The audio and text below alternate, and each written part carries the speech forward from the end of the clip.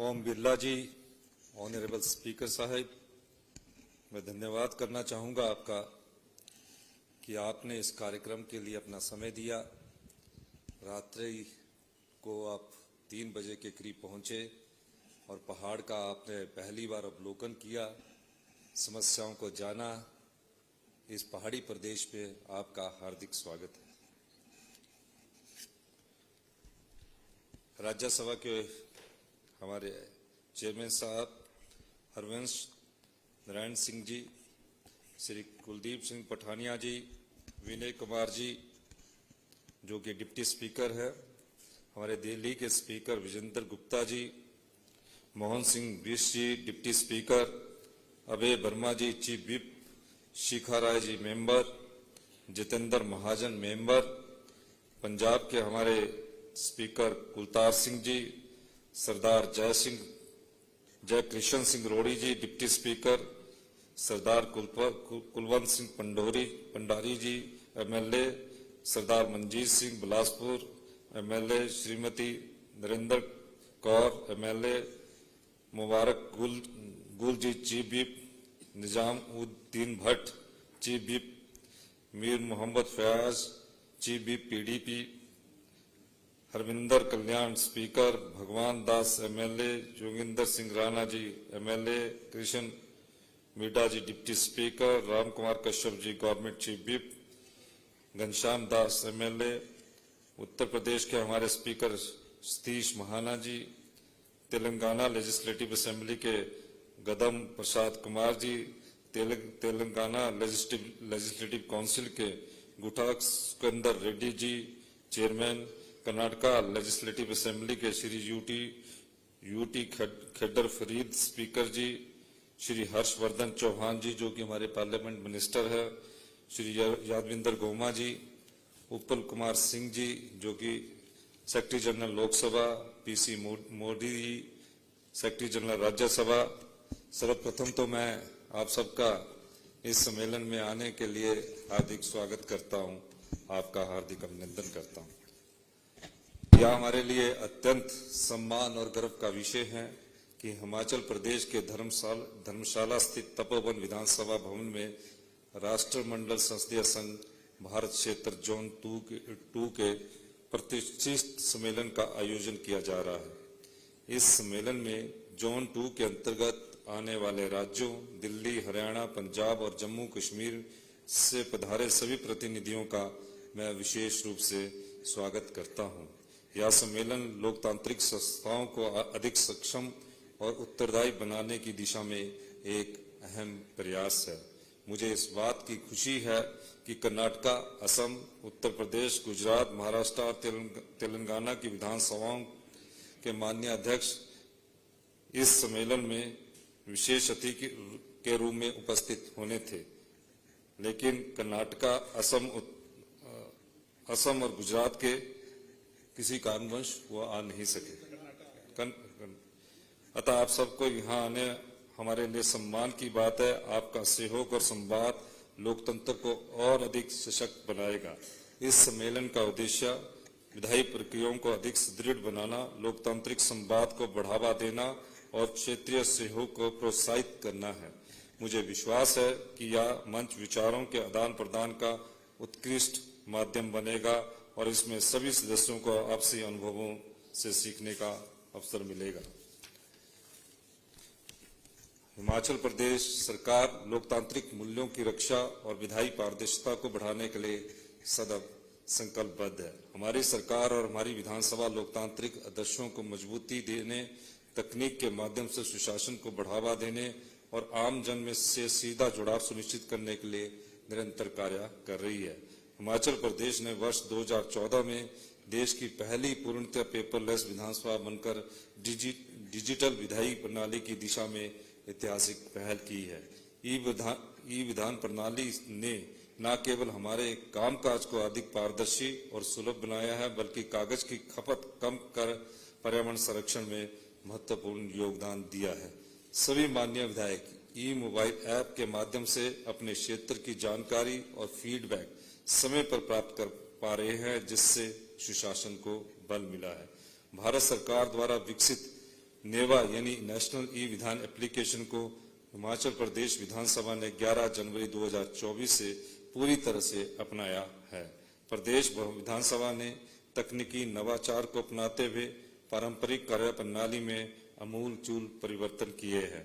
हमारी विधानसभा में सभी प्रश्न, सूचनाएं, उत्तर और अन्य दस्तावेज ऑनलाइन माध्यम से ही प्रस्तुत और प्रसारित किए जाते हैं। सत्र के दौरान सभी कार्रवाइयों को लाइव स्ट्रीमिंग और वेबसाइट के माध्यम से आमजन तक भी पहुंचाया जाता है, जिससे जनता की भागीदारी और पारदर्शिता सुनिश्चित होती है। विधानसभा की वेबसाइट पर प्रतिदिन की कार्रवाई, प्रश्नोत्तर और अन्य अभिलेख नियमित रूप से उपलब्ध करवाए जाते हैं। विधायकों, मंत्रियों, सचिवों और अधिकारियों के लिए अलग अलग डैशबोर्ड विकसित किए गए हैं, जिससे कार्य में सुविधा, स्पष्टता और समयबद्धता बनी रहती है। प्रेस, मीडिया और शोधकर्ताओं के लिए विधानसभा की कार्रवाइयों तक सरल और डिजिटल पहुंच सुनिश्चित की गई है। विधानसभा में आने वाले सभी लोगों के लिए ऑनलाइन पास प्रणाली और पुलिस सत्यापन की प्रक्रिया भी पूर्णतः डिजिटाइज्ड है। हमारी यह व्यवस्था पर्यावरण के प्रति उत्तरदायित्व, पारदर्शिता और सुशासन और तकनीकी क्षमताओं का उदाहरण प्रस्तुत करती है। प्रदेश विधानसभा की अन्य विधानसभाओं के लिए न केवल तकनीकी मार्गदर्शक बनी है, बल्कि डिजिटल लोकतंत्र की दिशा में एक प्रेरणा स्रोत भी है। हमें गर्व है कि देश भर की विधानसभाएं अब हिमाचल की इस पहल से प्रेरणा ले रही है और वन नेशन वन एप्लीकेशन की दिशा में आगे बढ़ रही है। इस अवसर पर मैं आप सभी उपस्थित महानुभावों को प्रदेश सरकार द्वारा लोगों के कल्याण के लिए चलाई जा रही तमाम नीतियां, योजनाओं और कार्यक्रम की जानकारी देना चाहूंगा। विधानसभा हमारी इस विधानसभा ने एक इतिहास बनाया। 10th शेड्यूल की बात जब हरिवंश नारायण सिंह जी कर रहे थे, निश्चित तौर पर लोकतंत्र की मजबूती के लिए जो एंटी डिफेक्शन लॉ बनाया गया था, उसका सही सदुपयोग किसी ने किया तो हिमाचल प्रदेश की विधानसभा ने किया।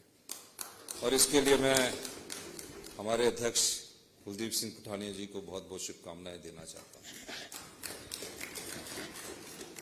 राजनीति है और लोकतंत्र में राजनीति का परिवेश हमेशा रहा है, ये कोई नई बात नहीं है। और जब हमारी सरकार पर इस प्रकार का खतरा आया, हमने कानून का सहारा लेकर प्रूडेंटली उसको आगे बढ़ाकर किस प्रकार राज्यसभा के चुनावों के बाद हमारी सरकार पर खतरा मंडरा रहा था। हिमाचल प्रदेश के लोकतंत्र के इतिहास में ये ऐसा पहली बार हुआ था और इस लोकतंत्र के इतिहास में पहली बार ऐसा देश के लिए भी एक उदाहरण लेकर कुलदीप सिंह पठानिया जी ने बताया कि जो विधायक पार्टी के चुनाव चिन्ह पर चुनकर आते हैं, विप का उल्लंघन करते हैं, उन्हें डिस्क्वालीफाई किया गया।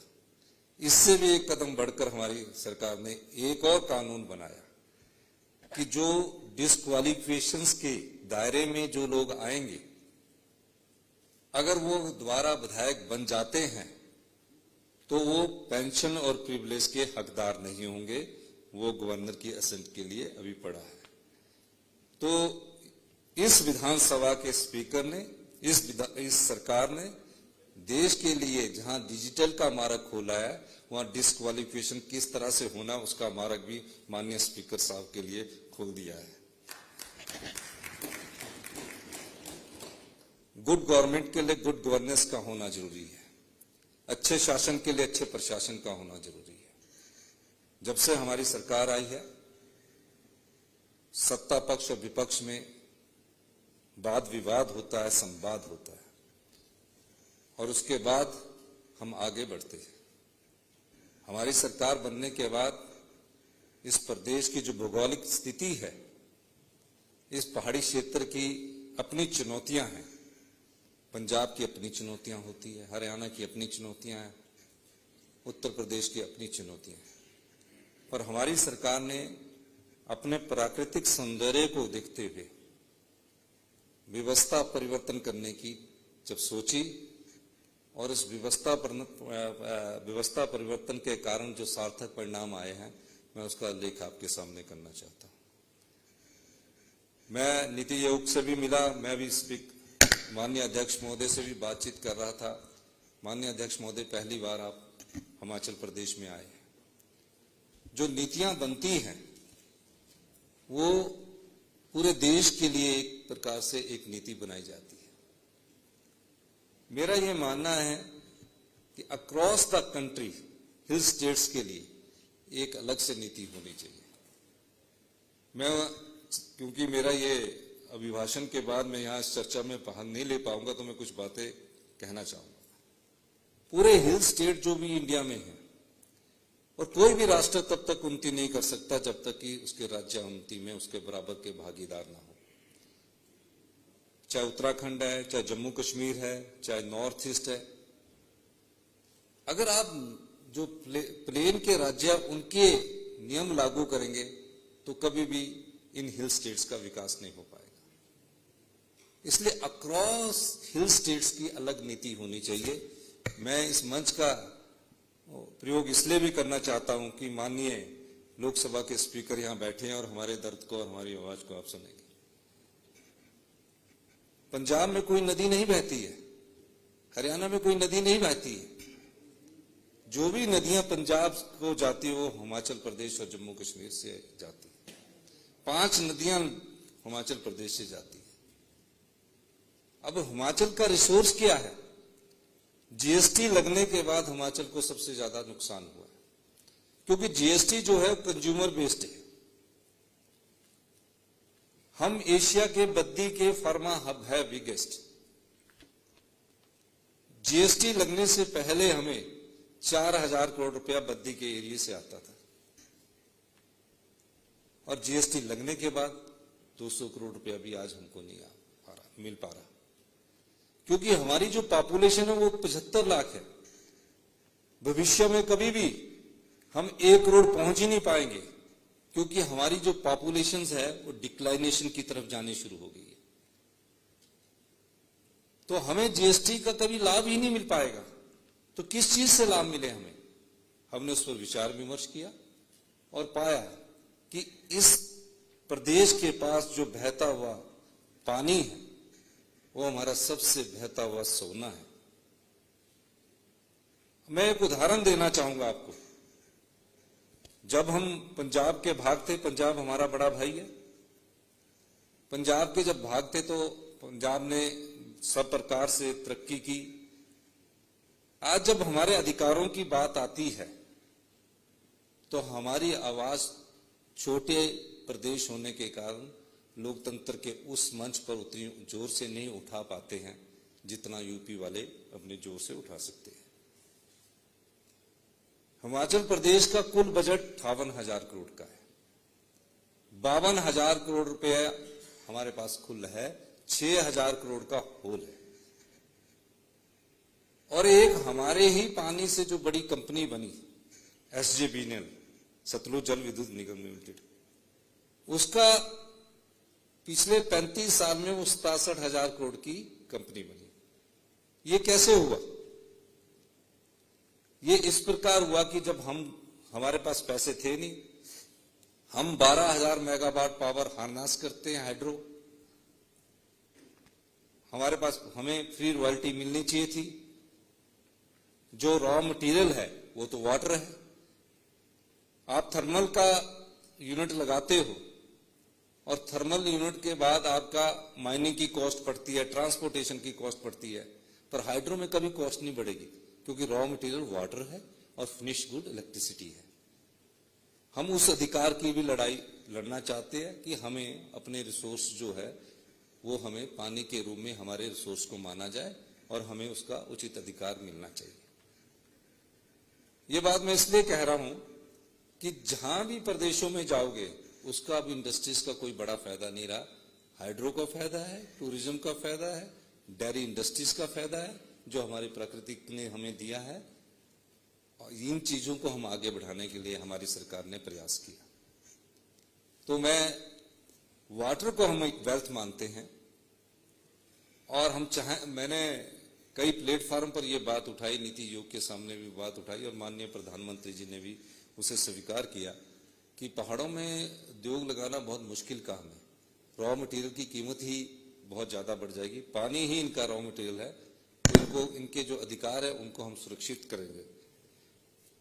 हमारी सरकार ने व्यवस्था परिवर्तन के तहत सरकार गांव के द्वार कार्यक्रम शुरू किया। अब तक मुख्यमंत्री और मंत्रीगण 1000 से अधिक पंचायतों में जाकर लोगों से सीधा संवाद कर चुके हैं। इससे स्थानीय समस्याओं का मौके पर ही समाधान करने में मदद मिल रही है। हमारी सरकार ने पहली कैबिनेट में ही पुरानी पेंशन योजना बहाल कर 1,36,000 कर्मचारियों को सामाजिक और आर्थिक सुरक्षा प्रदान की है। इंदिरा गांधी प्यारी बहना योजना के अंतर्गत लगभग 3 लाख महिलाओं को प्रति माह 1500 रुपए की सम्मान राशि दी जा रही है और भी पात्र महिलाओं को चरणबद्ध तरीके से इसमें जोड़ा जा रहा है। दूध पर समर्थन मूल्य लागू करने वाला हिमाचल प्रदेश देश का पहला राज्य बना, जहां किसानों के दूध, गाय के दूध पर 51 रुपए और भैंस के दूध पर 61 रुपए प्रति किलो की दर से लाभ मिल रहा है और 2 रुपए हम उसे किराए के रूप में भी देते हैं। प्राकृतिक खेती से उगाई गई मक्की पर सरकार द्वारा 40 रुपए और गेहूं पर 60 रुपए और कच्ची हल्दी पर 90 रुपए प्रति किलो का समर्थन मूल्य तय किया गया है। हमने सीमा पर्यटन, बॉर्डर टूरिज्म को बढ़ावा देने के लिए 3930 मीटर यानी कि 14,000 फीट की ऊंचाई पर स्थित शिवकिला दर्रे पर बॉर्डर टूरिज्म गतिविधियों की शुरुआत की है। यह भारत चीन सीमा पर स्थित है और इससे किन्नौर जिला के जनजातीय क्षेत्र में पर्यटन को नई दिशा मिलेगी। शिवकिला के बाद जो मानसरोवर यात्रा है वो सिर्फ 91 किलोमीटर की रह जाएगी। माननीय प्रधानमंत्री जी से हमने अनुरोध किया और माननीय मैं अध्यक्ष महोदय से भी अनुरोध करूंगा कि आप हमें इसमें जरूर सहयोग करें। और क्योंकि वहां से जो चाइना का रोड है और हमारे रोड के बीच सिर्फ 2 किलोमीटर का डिस्टेंस है। अगर हम 2 किलोमीटर भारत सरकार की ओर से रोड बनेगा तो हम उनके चाइना के रोड तक हम पहुंच पाएंगे। यही नहीं, मुख्यमंत्री स्टार्टअप योजना के तहत सौर ऊर्जा के लिए गैर जनजातीय क्षेत्रों में 4% और जनजातीय क्षेत्रों में 5% ब्याज अनुदान के साथ ऋण सुविधा दी जाएगी।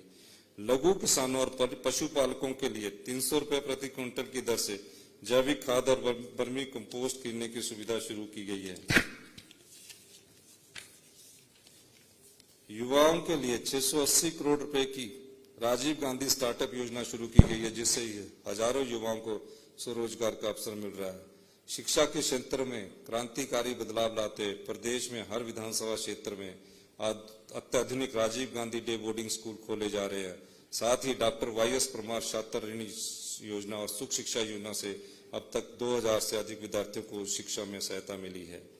जो हमारी राजीव गांधी स्टार्टअप योजना है, इसमें ई व्हीकल पर हम 50% की सब्सिडी दे रहे हैं।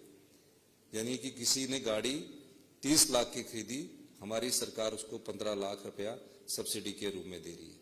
और इन गाड़ी को खरीदने के लिए हम उसको सरकार में लगा रहे हैं। तकरीबन 2000 गाड़ियां हमारी सरकारी दफ्तरों में लगी हैं, तो हम तकरीबन 150 के करीब गाड़ियां सरकारी ऑफिस में लगा चुके हैं। सरकार से भी हम गाड़ी विड्रॉ कर रहे हैं और युवा को भी हम रोजगार दे रहे हैं। हमारी सरकार के प्रयासों से हिमाचल प्रदेश ने शिक्षा के क्षेत्र में उल्लेखनीय प्रगति की है। हाल ही में परख 2025 NAS सर्वे में प्रदेश ने देश भर में 5वां स्थान प्राप्त किया, जबकि वर्ष 2021-22 16-17 में 15वें स्थान पर, 21-22 22-23 में 21वें स्थान पर पहुंच गया था। 16 अंकों की हमने बढ़त लेकर 5वां स्थान प्राप्त किया है। हमारी सरकार की प्रभावी नीतियां गुणवत्ता शिक्षा के प्रति प्रतिबद्धता और शिक्षा सुधारों की निरंतरता के कारण ही राज्य के खाते में यह ऐतिहासिक उपलब्धि दर्ज की गई है। प्रदेश सरकार लोगों को गुणवत्ता और आधुनिक उपचार प्रदान करने के लिए निरंतर प्रयासरत है। इस कड़ी में प्रदेश में रोबोटिक सर्जरी की शुरुआत एक ऐतिहासिक कदम है। शिमला का Atal institute of medical super specialist Chamiyana प्रदेश का पहला संस्थान बना, जहां यहां अत्याधुनिक तकनीक उपलब्ध होगी। यह हमारी सरकार की दूरदर्शी सोच का परिणाम है, जिससे हिमाचल स्वास्थ्य सेवा में आत्मनिर्भर और अग्रणी राज्य बन रहा है। हमने प्रदेश में नशा तस्करी के खिलाफ जीरो टॉलरेंस नीति को अपनाया है। हमारी सरकार ने नशे से ग्रस्त लोगों के उपचार और पुनर्वास के लिए मजबूत कानून व्यवस्था के प्रावधान की आवश्यकता को ध्यान में रखते हुए हिमाचल प्रदेश संगठित अपराध निवारण एवं नियंत्रण विधेयक 2025 पारित कर नशा तस्करों को मृत्युदंड, आजीवन कारावास और 10 लाख रुपया जुर्माने के अतिरिक्त अवैध तरीके से अर्जित संपत्ति की कुर्की किए जाने का प्रावधान किया है। लंबित राजस्व मामलों में लोगों को राहत देने के लिए प्रदेश में पहली बार तहसील और उप तहसील स्तर पर विशेष इंतकाल अदालतें आरंभ की गई है। अब तक 2,75,000 से अधिक इंतकाल, 16,258 तकसीम, 27,404 निशानदेही और 7260 दुरुस्ती के मामलों का निपटारा किया जा सका है। हमारी सरकार ने जो बच्चे अपनी माता को खो चुके हैं, अपने पिता को खो चुके हैं, देश का पहला ऐसा कानून बनाया जहां अनाथ बच्चों को प्रदेश की संपदा का अधिकार मिले। हमारी सरकार ने उन बच्चों को सरकार ही माता है, सरकार ही पिता है, चिल्ड्रन ऑफ द स्टेट का दर्जा दिया। पैदा होने से लेकर 27 साल तक की उम्र सारा खर्चा हिमाचल प्रदेश की सरकार उठाएगी और जब वो 18 साल का हो जाएगा, 18 साल की उम्र में उसे 4,000 रुपया मासिक हमारा उन्हें स्टाइफन दिया जाता है और पढ़ाई का पूरा खर्चा, चाहे वो देश में पढ़ता है या विदेश में पढ़ता है, और हॉस्टल का पूरा खर्चा हिमाचल प्रदेश की सरकार उन्हें उपलब्ध करवाती है। और हिमाचल प्रदेश की सरकार उन्हें, जिस तरह हम अपने परिवार में साल में एक बार घूमने के लिए जाते हैं, तो एक बार घूमने के लिए 3 स्टार होटल और बाई ईयर घूमने का 6,000 बच्चों का इस प्रकार की सुविधा भी हमारी सरकार उपलब्ध करवा रही है। अंत में मैं इस आयोजन के लिए विधानसभा सचिवालय और सभी सहयोगी संस्थाओं का आभार प्रकट करता हूं, जिन्होंने इस सम्मेलन को सफल बनाने में योगदान दिया।